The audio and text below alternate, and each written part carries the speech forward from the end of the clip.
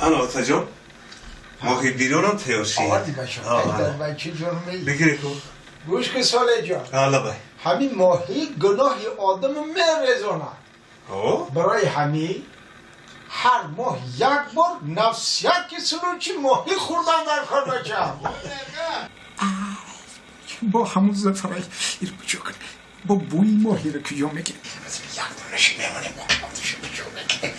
بای مرگان بیا زفر جان السلام علیکم و علیکم السلام بی لحظه تیجی السلام علیکم لحظه بشی زفر جان بشی ای بقول بگذاریم نه همینجا میشی بشی بچم لحظه تیجی بودی اما بکن لحظه کازم بودی زفر جان لبای میگن که دانشجو را رزقش ازلی ای انا بچم ترم خشتمون رو دوست میداشته بچم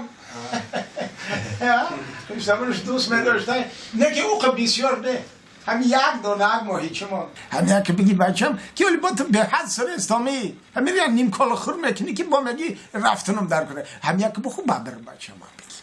بگی بچم هم یک بخو اما بسیار خوردیم بچم بگی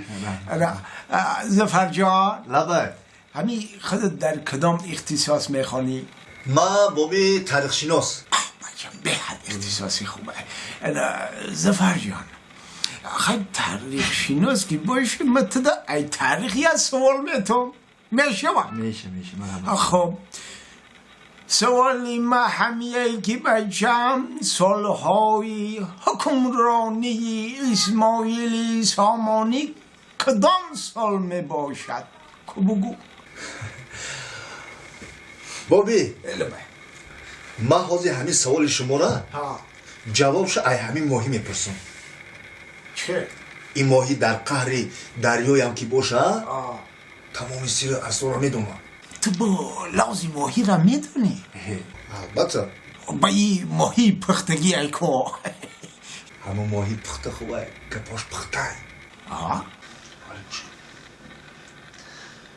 ماهی جان همین دوره های حکمرانی اسماعیل سامانی کدام سالا بود؟